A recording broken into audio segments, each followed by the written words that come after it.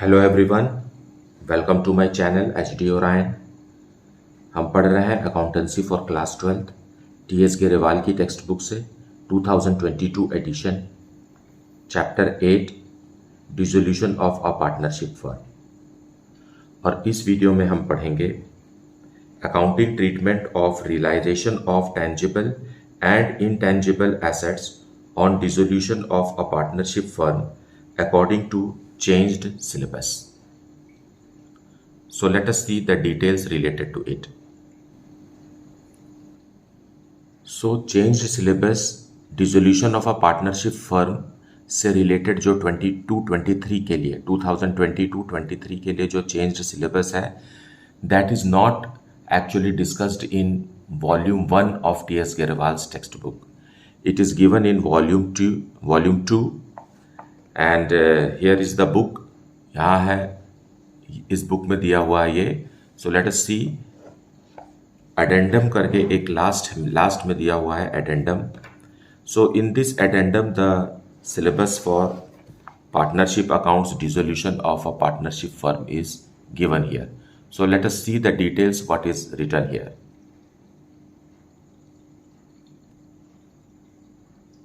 So here it is given. CBSE notified the syllabus for the academic session 2022-23 on 21st April 2022. Following changes have been made in the syllabus with respect to realization of tangible and intangible assets. Now tangible and intangible assets से ही related कुछ change है syllabus में. अब यहाँ देख लेते हैं कि पहले क्या हो रहा था. पहले जो हो रहा था वो यहाँ लिखा हुआ है, लेकिन अब चेंज सिलेबस के हिसाब से जो होना है वो राइट हैंड साइड दिया हुआ है.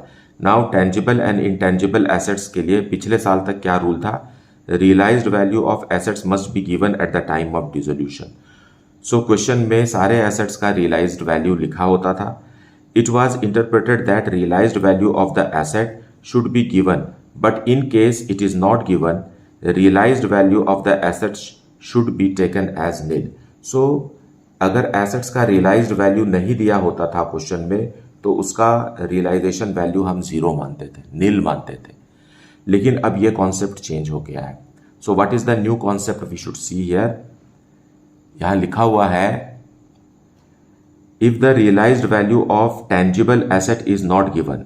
पहले हम टेंजिबल के बारे में बात करेंगे, फिर इनटेंजिबल एसेट के बारे में बात करेंगे. सो let us discuss.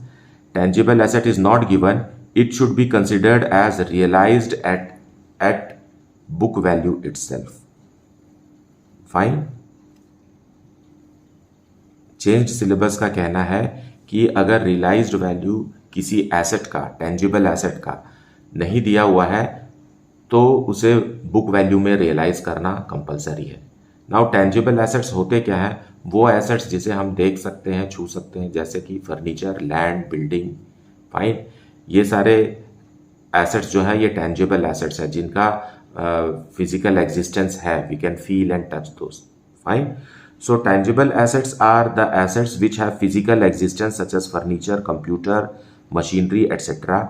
Realised value of tangible asset if not given in the question shall be shown as realised at their book value.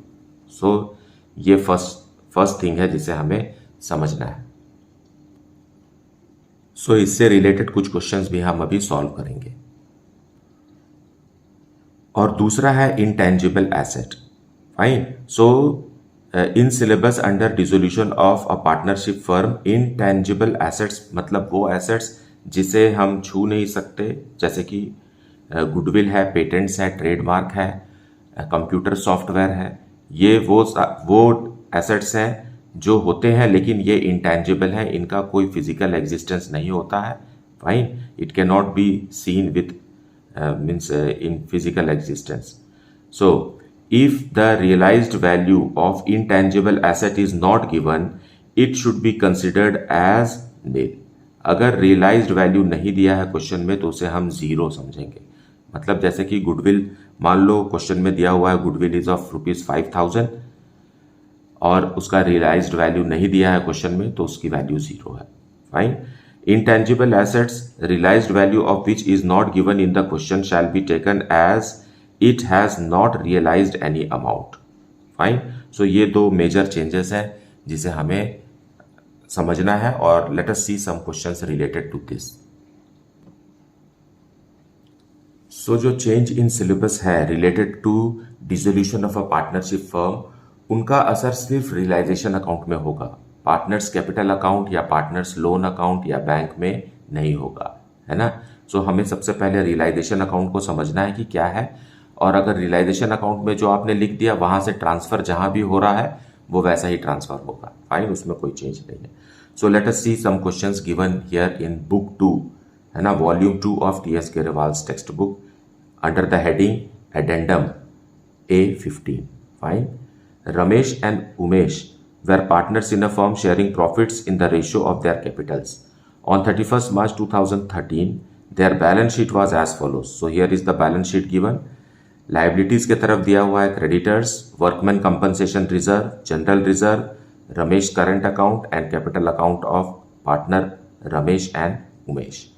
और assets के तरफ दिया हुआ है bank, debtors, stock, furniture, machinery and partner Umesh current account. Now, what is given next is,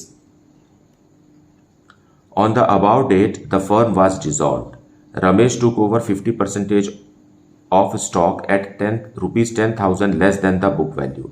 Debtors were realized at a discount of 5%. Fine.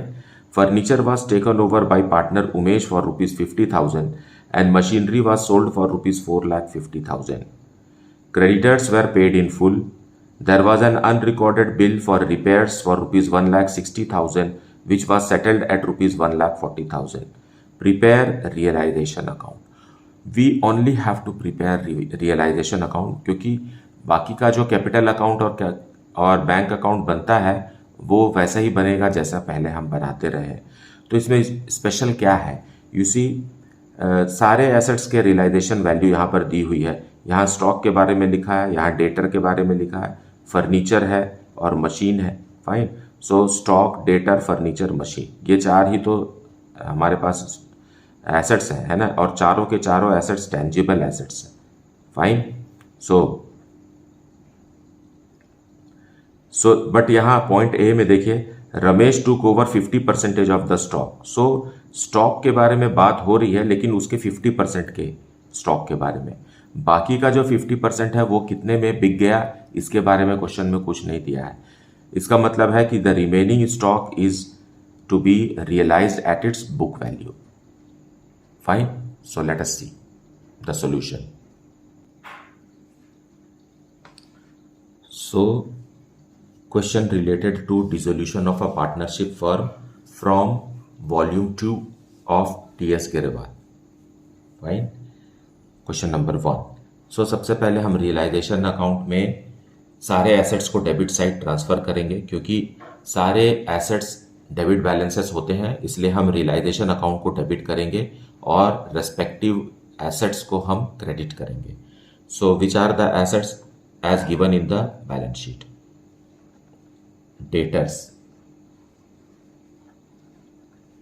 Debtors are of rupees 2,40,000।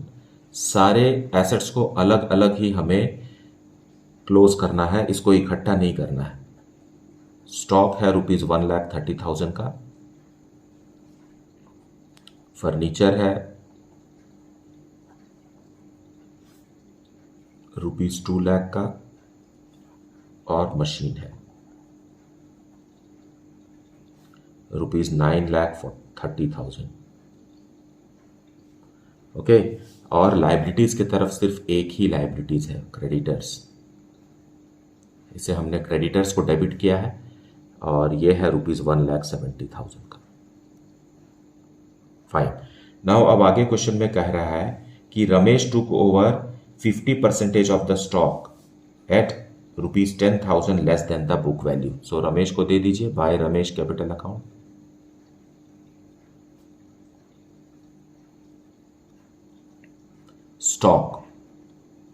Stock का 50%। Now stock यहां दिया हुआ है 1,30,000 का, इसका 50% होगा rupees 65,000। और रमेश इसे 10,000 रुपीज लेस में ले जा रहा है, सो इसमें से 10,000 लेस कर दीजिए। So Ramesh will be taking it for ₹55,000। Okay, फिर दूसरी बात जो किसी पार्टनर से रिलेटेड है, बाकी सारी चीज़ों को भी हम अभी देखेंगे, लेकिन पॉइंट बी में लिखा हुआ है फर्नीचर ले गया Umesh. So who is Umesh? Umesh is also a partner. So by Umesh capital account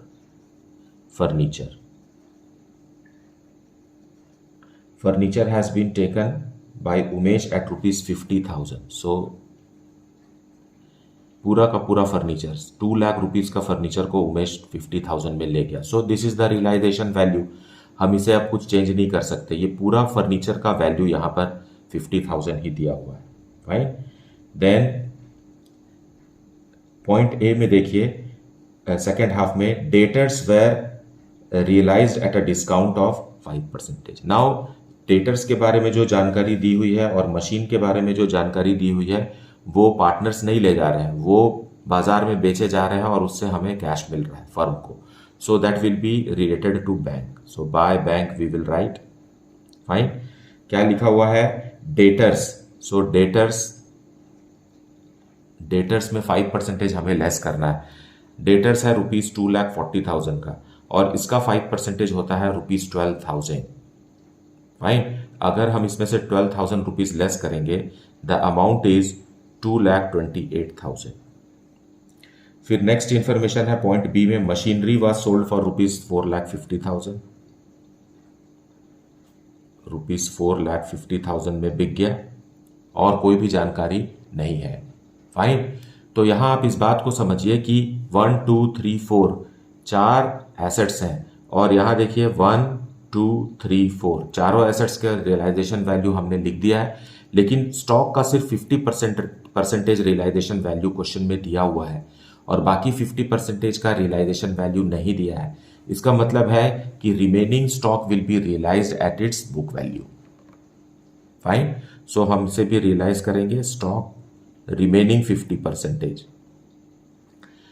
1,30,000 का 50% पार्टनर रमेश ले गया और बाकी 50% को हम बुक वैल्यू में ही बेचेंगे। सो 1,30,000 का 50% होता है 65,000। सो यहां रियलाइज्ड वैल्यू है 65,000। So this is the new thing which has been added in the syllabus of 2022-23। Earlier पहले क्या करते थे, हम इस 50% स्टॉक को जीरो मानते थे, इसका कोई रियलाइजेशन वैल्यू नहीं है तो इसका वैल्यू जीरो ही है। लेकिन अब क्या मान लिया गया है, बुक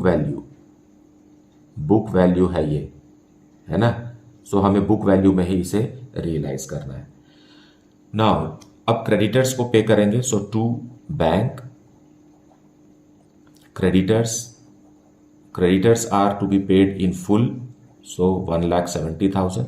लेकिन एक अनरिकॉर्डेड लायबिलिटी भी है। Fine. So outstanding bill for repair, ये है ₹1,60,000 का, लेकिन फर्म ने इसे 1,40,000 में सेटल किया है। सो हम यहां 1,40,000 ही लिखेंगे, जितने में हो रहा है काम उतना को ही लिखना है।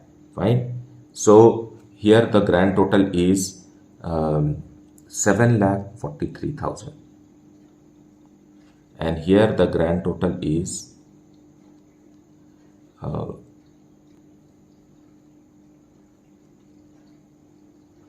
3,10,000. Now we will calculate gain or loss on realization.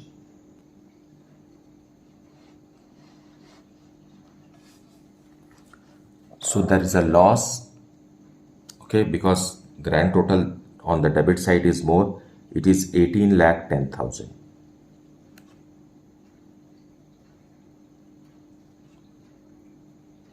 By loss on realization.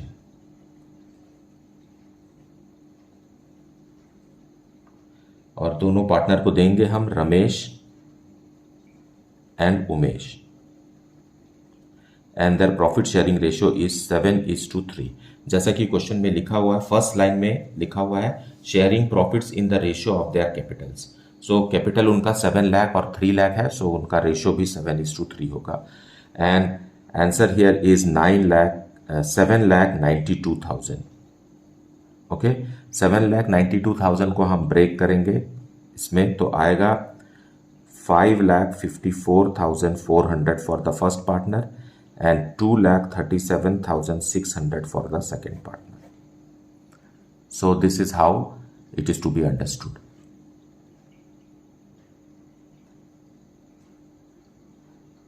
Now question 2.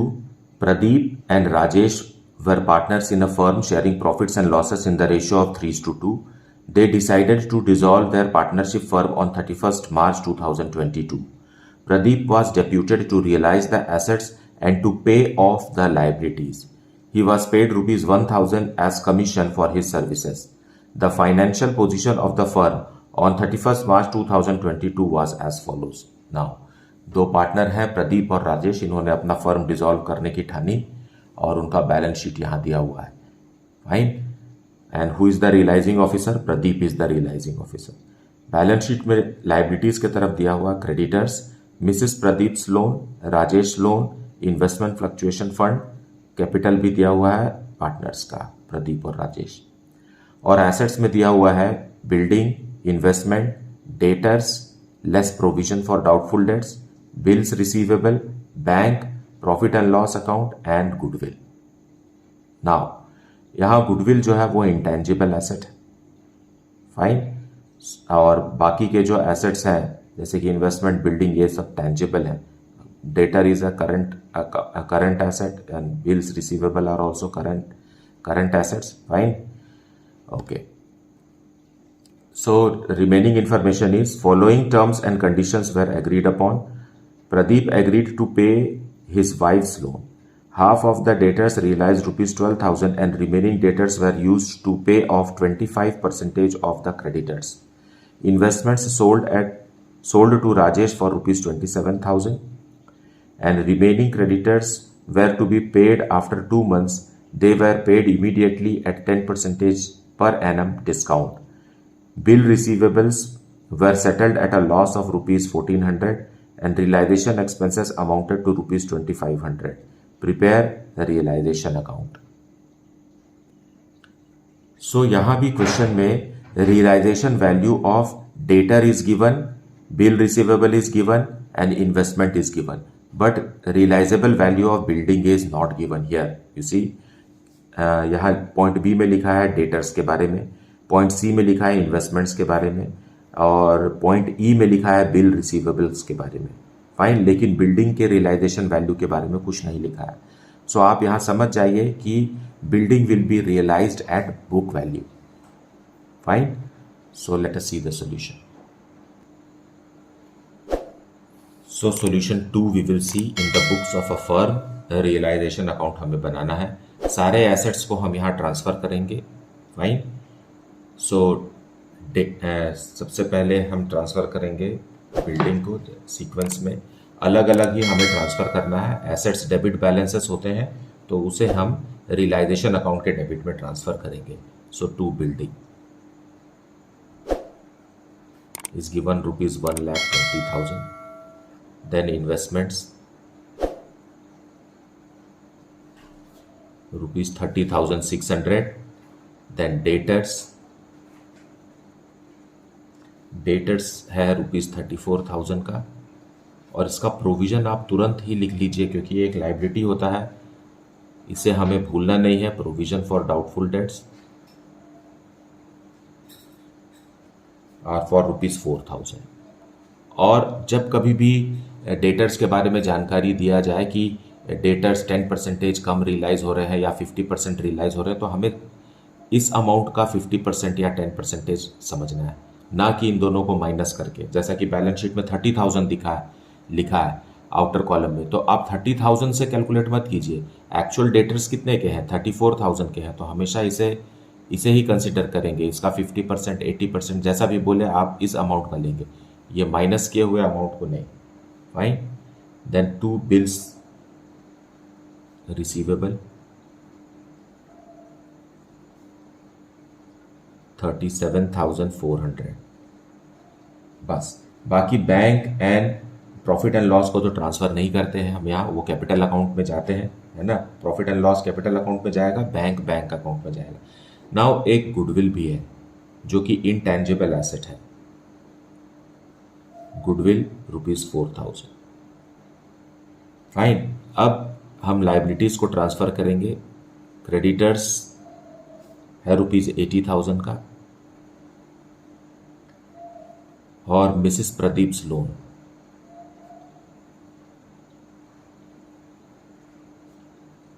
ये भी आउटसाइडर है Mrs Pradeep, because partner is Pradeep but Mrs Pradeep is an outsider. And by investment fluctuation reserve fund it is, इसे भी transfer करेंगे। Now generally reserve और fund वगैरह को हम ट्रांसफ़र नहीं करते हैं बिकॉज बट यहाँ पर ये फंड जो है it is related to one of the asset, so any fund और reserve which is related to an asset will be transferred here. लेकिन इनका पेमेंट नहीं होगा हमें, हालांकि ये लाइबिलिटी है लेकिन इनका पेमेंट किसी को नहीं किया जाएगा। जैसे provision for bad and doubtful debts you don't have to pay to anybody, and likewise investment fluctuation fund का भी पेमेंट किसी को नहीं होगा। ये दोनों जो है क्रेडिटर और लोन, इनका ही पेमेंट किया जाएगा। Fine. Now all the assets and liabilities have been transferred. Now let us see first point. Pradeep agreed to pay his wife's loan. So liabilities को हम डेबिट की तरफ से सेटल करेंगे। सो इसे प्रदीप के capital account, Pradeep's capital account, Mrs Pradeep's loan.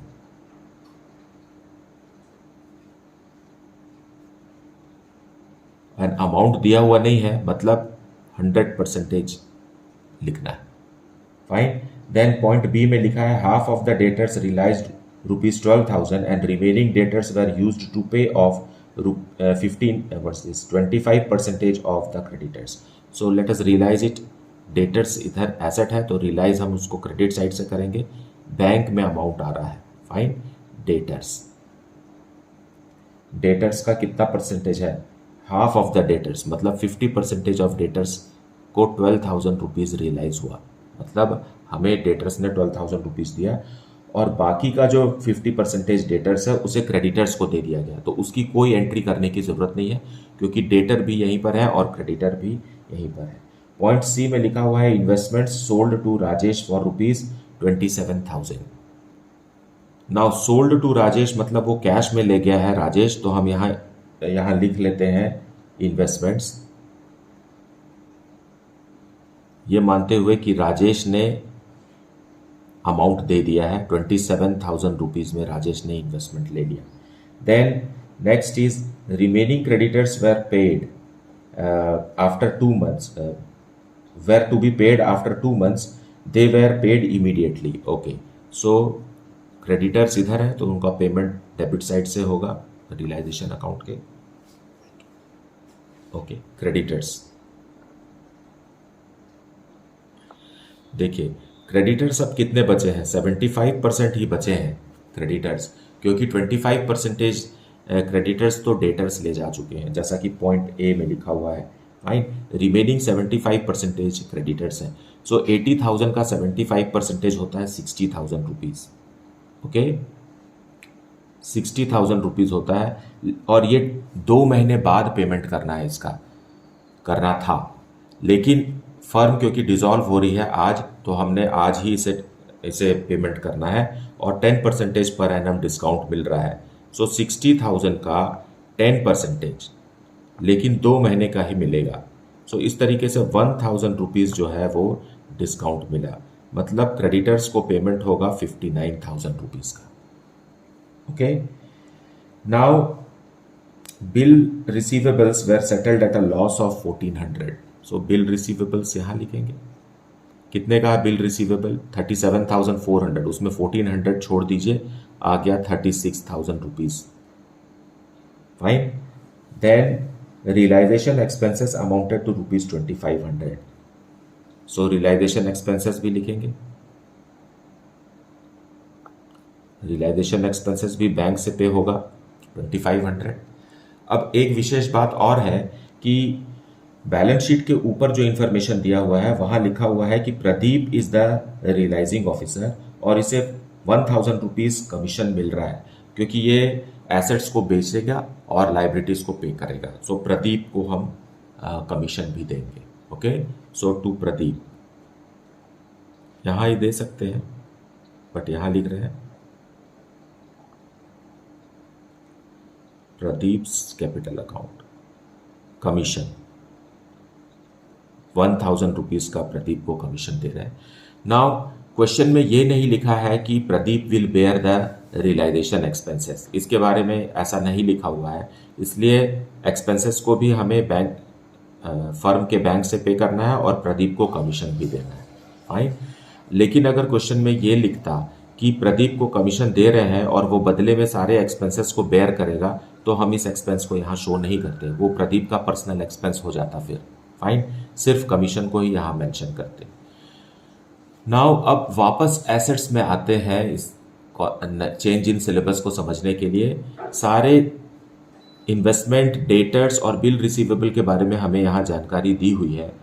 Fine, लेकिन building और गुडविल के बारे में जानकारी नहीं दी है। बिल्डिंग एक टेंजिबल एसेट है और गुडविल एक इंटेंजिबल एसेट है। तो अब रूल क्या कहता है, जो नया चेंज इन सिलेबस है, कि टेंजिबल एसेट्स को हम बुक वैल्यू में रियलाइज करेंगे। So building will be realised at book value. So what is the book value? 1,20,000। Okay, लेकिन गुडविल भी है जिसका रियलाइजेशन वैल्यू नहीं दिया है क्वेश्चन में और ये इनटेंजिबल एसेट है। सो गुडविल का वैल्यू नील है, it is zero. So intangible assets का रियलाइजेशन वैल्यू जीरो माना जाएगा और टेंजिबल एसेट्स का रियलाइजेशन वैल्यू बुक वैल्यू माना जाएगा in case the realising amount is not given in the question. Fine, so this is the thing which we have to see, otherwise the rest of the things have already been discussed in the previous videos. So here grand total is rupees 1,95,000 and here grand total is rupees 61,500. Now we will calculate profit or loss on realization. Profit or loss on realization.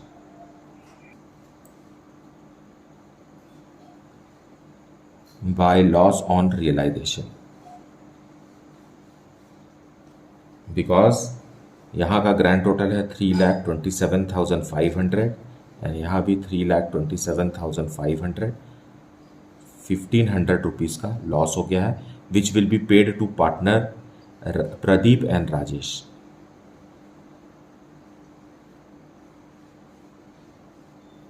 in their profit sharing ratio, and profit sharing ratio is how much? It is given in the question 3:2. So 900 rupees and 600 rupees.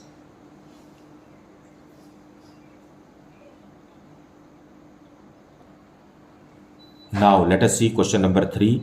Ashok and Kanav were partners in a firm sharing profits and losses in the ratio of 3:2. On 31st March 2018, their balance sheet was as follows. So यहाँ balance sheet दिया हुआ है। Liabilities में है trade creditors, employees provident fund, Mrs Ashish loan, Kanav's loan, workman's compensation fund, investment fluctuation reserve and capitals of Ashish and कानव।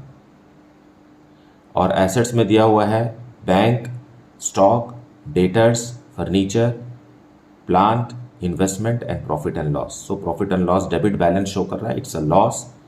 सो इन assets में से क्या ट्रांसफर नहीं होंगे? बैंक और प्रॉफिट एंड लॉस ट्रांसफर नहीं होंगे।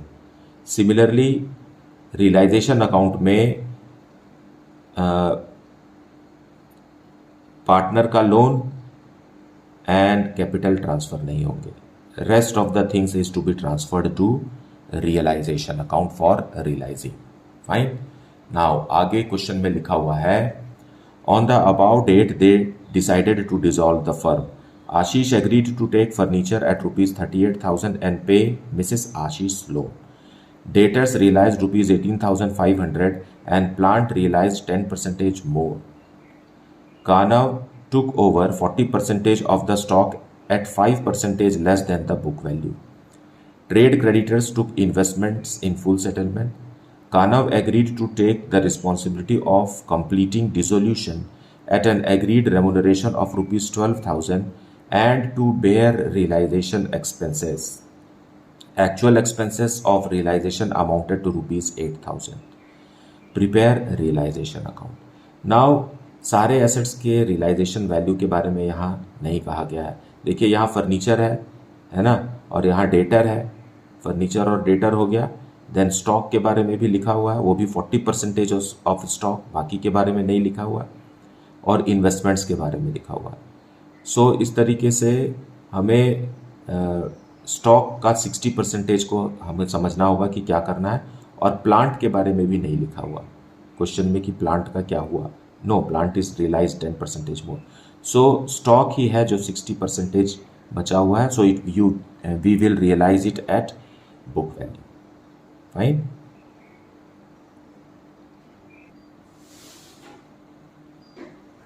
सो we will see solution 3. Okay, so पहले हम एसेट्स को, रियलाइजेशन अकाउंट है and realisation account is a nominal account. पहले हम एसेट्स और लाइबिलिटीज़ जो बैलेंस शीट में दिए हुए हैं उन्हें यहाँ ट्रांसफ़र करके क्लोज करेंगे. So all the assets are debit balances, तो उन्हें हम रियलाइजेशन अकाउंट के डेबिट में ट्रांसफ़र करेंगे. सो बुक वैल्यू पे ट्रांसफ़र करेंगे.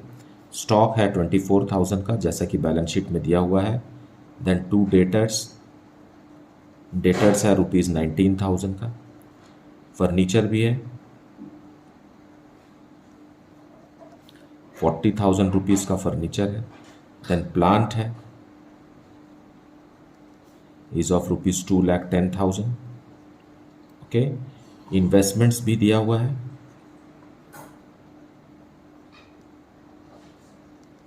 रुपीज़ 32,000 का. Now these many assets will be transferred. Bank और प्रॉफिट एंड लॉस अकाउंट को ट्रांसफ़र नहीं करेंगे. फाइन. अब लाइबिलिटीज़ में आ जाइए. ट्रेड क्रेडिटर्स है पहला, by trade creditors are of rupees 42,000.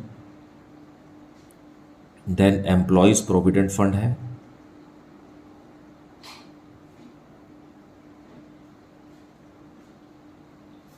ये भी आउटसाइडर्स लाइबिलिटी होता है, ये पार्टनर्स का नहीं होता है. And Mrs as loan, Ashish Mrs Ashish loan is of rupees 9,000. and by investment fluctuation reserve or fund whatever it is, है ना, reserve it is 4,000. now ये रिजर्व पार्टनर्स कैपिटल अकाउंट में नहीं बटेगा क्योंकि ये रिजर्व एक एसेट से रिलेटेड है. सो जब एसेट यहाँ ट्रांसफर्ड है तो उसका रिजर्व भी यहाँ ट्रांसफर्ड रहेगा. फाइन. हालांकि हमें इसे किसी को पे नहीं करना है, इसके लिए फर्म को कोई भी पैसा या अमाउंट किसी भी व्यक्ति को नहीं देना है. Fine. Okay, so all the liabilities has been transferred and closed. Now let us see point A. Ashish agreed to take furniture and Mrs as loan. So Ashish जो है वो फर्नीचर ले जा रहा है. सो बाय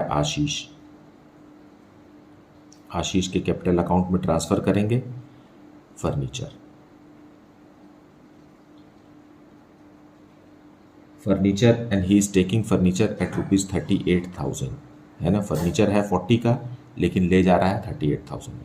उसी तरीके से मिसिस आशीष का लोन भी आशीष ले जा रहा है. So to Ashish capital account,